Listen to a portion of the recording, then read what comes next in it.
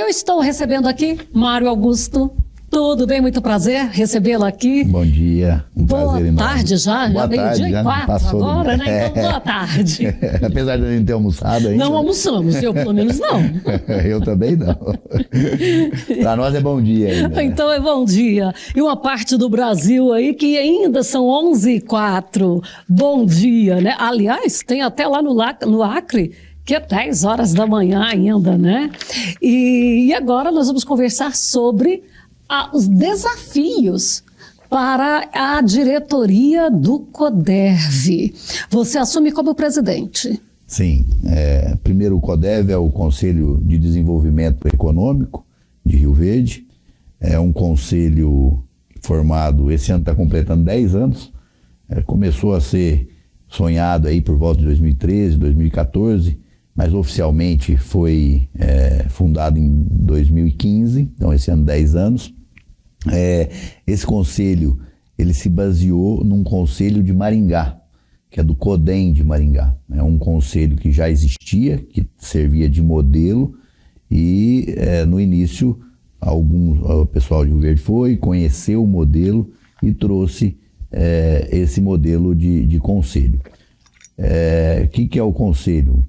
Ele é a sociedade civil organizada, as diversas empresas, nos diversos segmentos. Então, lá hoje nós temos 34 entidades, essas 34 sindicatos, empresas, associações, no agro, na indústria, nos serviços, no comércio, exatamente. Prestação de serviços. Prestação de serviços, nos diversos tipos de serviço aí. E essas entidades, que você vê, cada segmento desse tem uma demanda diferente, né? A dor de cada um dele é diferente. E a ideia é unir todas essas demandas, pegar a dor de cada uma desses segmentos, de cada uma empresa, quem está lá na ponta, trazer gente com expertise, porque ninguém melhor para resolver as demandas do que quem está vivendo ela, né? Claro. A gente vive a demanda e muitas vezes sabe a solução. E é isso que o CODERV faz. A gente, através de câmaras técnicas específicas para cada assunto, a gente pode formar uma demanda hoje de energia. Estamos com problema na energia no agro, né? Um ponto aí. Grave. Eu até acho que tem algumas demandas que elas chegam a ser quase que unânimes, geral, né? Sim. E aí o que fortalece um pedido, porque eu chegar lá reclamando que a energia do agro está fraca é uma coisa. Agora, chegar o comércio, chegar o prestador de serviço, chegar a indústria, todo mundo reclamando a mesma coisa, certamente a força... E quando você une essas pessoas de diferentes segmentos pensando numa solução única, a coisa sai. Como destravar, né? Como resolver. Então, por exemplo, nós estamos falando da energia aí, que é uma demanda hoje, um dos nossos mantenedores é a Comigo, assim como o Grupo Cereal, que são indústrias do agro. E quando a gente foi nas visitas, uma demanda importante, que não é só dela, da empresa, mas dos produtores. Demanda de energia lá. E a gente levanta que o problema de energia, por exemplo, não é a geração. O problema é a transmissão. Essa distribuição. A distribuição. Porque essa é uma briga aqui, gente, para vocês que não estão em Goiás, porque o empresário chega e reclama para a concessionária que não tem energia em Jataí, em Rio Verde, ou em qualquer município que seja, para uma indústria X. Fala, tem. Lá tem, tá sobrando. O camarada vai montar, não tem. E aí, o que aconteceu? Cabeamento velho, incapaz de transmitir, ou a energia chega oscilando, o que queima tudo. A qualidade da energia é ruim. A qualidade também não vale. Nada. Então, assim, o tema é um dos desafios nossos e é isso, a gente achar soluções junto com a empresa aqui, no caso é Equatorial, né? É Equatorial, que vem buscando, porque é um problema dela também, mas como a sociedade civil organizada conseguiria destravar isso, para que o processo não seja tão burocrático e demorado, porque quem precisa de energia não tem que ser para ontem, né? Não é para hoje. Então, nessas conversas e nessas demandas, você levanta muitos lugares, armazéns que demandam muita energia, que às vezes já está 1 ano, 2 anos tocando no gerador. Pois é, e aqui ainda tem outro detalhe, né? Que às vezes faz lá a usina fotovoltaica, mas a própria rede não tem condição de receber aquela carga toda. Exato. Então, que é o que a gente falou. É a questão. O diagnóstico, eu não sou da área, por isso que a gente tem que estar conversando com quem entende. E dentro do CODEV tem quem representa a parte energética. Nós temos uma Câmara Técnica lá que chama de matrizes energéticas, por exemplo, que é onde foi discutido isso. Tem até, daqui a pouco eu vou citar um trabalho feito também por essa Câmara Técnica, que foi uma economia, era uma coisa que estava passando, uma economia enorme. Mas o diagnóstico hoje é esse, que o problema não é na geração. Hoje energia tem o suficiente, tem muita geração. O problema é transmissão, distribuição, redes, né? Para chegar lá. Então, esse é um desafio nosso para essa gestão 25-26. A gente realmente sentar, a gente já tem reuniões trimestrais com a Equatorial e chamar as pessoas que estão sofrendo isso, que pagam imposto, e aí, como é que destrava? Qual é o problema? É porque tem que latifúndio, porque tem que desapropriar para passar rede de energia. É uma série, não é uma só. A partir desse problema aparecem vários outros, né? E tentando cercar isso. E aí a CODEV busca saber o que é o problema para ajudar na solução. Exatamente isso. O CODEV é uma entidade propositiva. Ela reclamar, já tem gente reclamando demais. A gente tem que pegar o problema, tentar identificar qual é o foco do problema, como a gente está falando esse da energia aí, aonde qual que é o foco, e achar cabeças que entendem técnica, parte técnica, né? Entendimento técnico disso, e achar uma solução que seja bom para a Equatorial, que seja bom para o consumidor, enfim, e que resolva o problema, né? Então, a gente tem nessa parte de energia, por exemplo, através dessa Câmara Técnica de Matriz Energética, cujo o coordenador era o Gustavo, que agora está na nossa diretoria, ele ficou como diretor de câmaras técnicas, tiveram vários avanços que se não tem ninguém olhando e buscando isso, depois que passa, então vou citar algumas aí que a Câmara até conseguiu segurar. Se eu não me engano foi na época da Enel, ou já era da Enel, que eles tinham que mudar o espaçamento do poste dentro das propriedades. Eles queriam, hoje 135 metros entre um poste e outro. Queriam diminuir para 80. Olha o custo disso. E olha a complicação, que na propriedade tem que circular máquinas grandes ali. Você estreitando esse poste, dentro passa no meio de lavoura. Tem um problema. Com o produtor. E não tinha porquê. Conseguiu interferir nisso e não aprovar. Continua com 135 metros.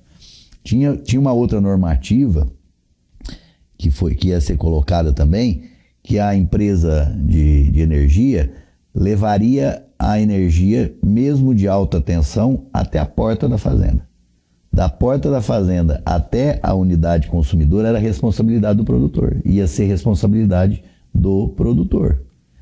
E isso, assim, era uma coisa absurda, porque, primeiro, o custo disso, e outro, o risco disso, porque quantas redes de energia de alta tensão passam em propriedades pequenas que a pessoa não tem capacidade. Vai contratar um eletricista, por exemplo, para mexer em alta tensão, o risco de acidente, o risco de acidente, isso aí é e posteriormente por o Gustavo, capacitada, né? A coordenação dessa Câmara até identificou que isso tinha vindo, era um regramento que tem em propriedades rurais do Nordeste, que é uma outra realidade, que são menores. Quando você traz aqui para o Centro-Oeste, e foi copiado de lá parece que deu certo. Quando trouxe aqui, porque aqui as propriedades às vezes são maiores, então a distância disso dentro de uma propriedade rural é muito grande. E viu que aqui não cabia. E conseguiu segurar, reverter, E não é na marra, não é no convencimento, mostrando. Apresentando a inviabilidade econômica. Exatamente. Porque a empresa também quer que isso aconteça. Para ela não quer ter problemas, ela quer que a coisa aconteça e que funcione, né? E umas medidas dessas seriam inviáveis. Você me breca aqui. Uhum. Uma outra ação muito importante agora, recente, dessa Câmara Técnica também, foi referente às usinas solares. Teve um regramento, uma norma técnica solicitada pelos bombeiros para as usinas solares, por causa de risco de acidente em manutenção, que teria que trocar todos os inversores. Os inversores lá. Isso representaria um aumento de custo de quase 50%. Para quem já tem, as empresas que já têm a usina solar, as placas solares, e para quem iria instalar.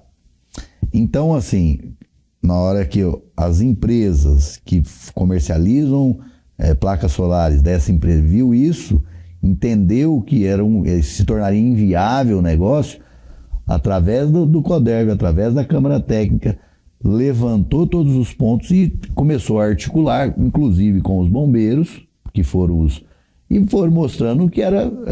E eles entenderam. Acabou no entendimento que não, é verdade. Se a gente fizer isso, qual é a outra solução?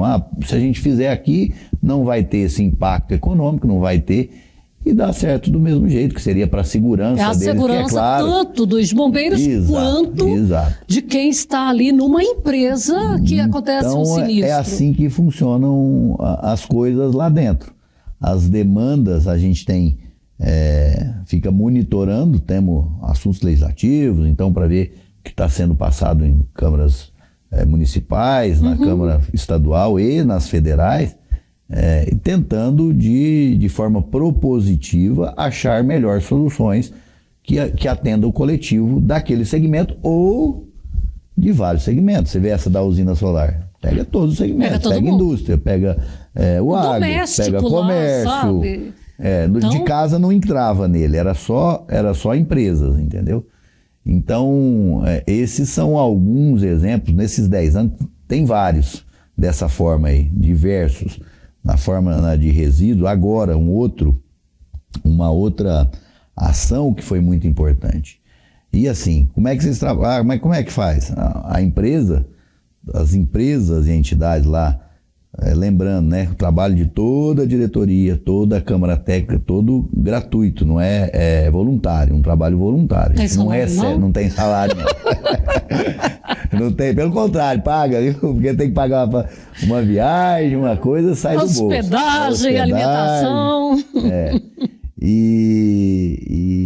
Então, e ainda tem a ausência no trabalho, tem a ausência. Mas é assim, hoje a gente estava dando uma entrevista com os dois vice-presidentes. Hoje a nossa diretoria é composta por 9 pessoas, eu estou na presidência, mas tem o Adriano Baraúna, que é o primeiro vice-presidente, o Augusto Martins, o Adriano representando a indústria, o Augusto Martins, o segundo vice-presidente, que é representando o Sindicato Rural, do Agro. Temos o Gabriel, que é o nosso, que é advogado, que é o diretor administrativo, o Antônio, que é diretor jurídico, que toma conta dessa parte de serviços, o Carlos Filho, que é diretor de comunicação, que a comunicação, por exemplo, é uma demanda também, tem as suas demandas. Então, ela tem que estar ali representada.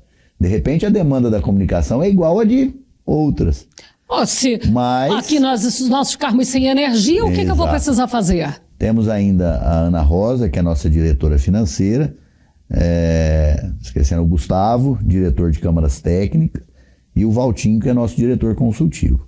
Nessa nova diretoria de 25 e 26, nós fizemos uma mudança. Eu estou lá no CODERV já há 4 anos. Eu participei das duas, a gestão são de 2 anos, e eu participei das 2 últimas gestões. Na última como vice, entrei na versão do Carlos Sintas como secretário. Na última gestão era do Ângelo Landim, estava como vice, e agora vice virou presidente, né? E nas últimas gestões... Mas isso é bacana, né? bacana, porque já vem ali um pra você conhecer, treinamento exato. para a instituição. E sempre precisando reoxigenar. Sim. Porque o trabalho voluntário é trabalho voluntário.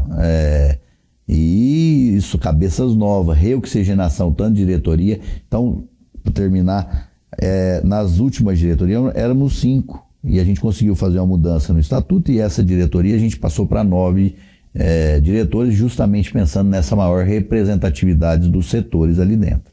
Agora, quando você falou do conselho baseado no de Maringá, o que esse de Maringá tinha? Ou tem, né? Ele tem. A gente se baseou nele há 10 anos atrás e ele continua evoluindo. Ele ainda é a referência de conselhos. Ainda é espelho. Ele é o espelho ainda. Eles estão bem à frente aí. A hora que você pega regimento, a estruturação das câmaras técnicas. Eu tive acesso ao regimento dele, o último agora, que eles atualizam ano a ano, de 24. Então, como tem um histórico, e a gente procura pegar as boas práticas. Claro. Consegue adotar exatamente o que é feito? Não. Não, até porque as demandas de lá são diferentes das daqui. Exato. E a gente tem que mais pegar, que é o que a gente fala, né? Pegar as boas ideias que dê para ser e ajustar para que seja aplicada aqui. E hoje o Conselho de Desenvolvimento de Rio Verde serviu e serve de exemplo para a formação de outros. Exemplo aqui de Jataí. O CODEJ aqui, a gente tem uma parceria grande. Ele é um pouco mais recente, eu não sei quanto tempo ele está aqui. Eu também não sei. Não sei se são 3 ou não sei falar. Mas ele foi lá em Rio Verde também, a gente ajudou, temos essa parceria e é isso. Esses modelos de conselhos econômicos, onde o protagonista é a sociedade civil organizada. São as empresas. Pois inclusive em alguns momentos tem até alguns políticos que ficam meio de cara feia para o conselho, porque o conselho leva uma demanda já de... Essa relação, é o que eu falo, a gente não pode confundir. Os poderes públicos constituídos são poder executivo, poder legislativo, eles é que têm a caneta, eles é que decidem.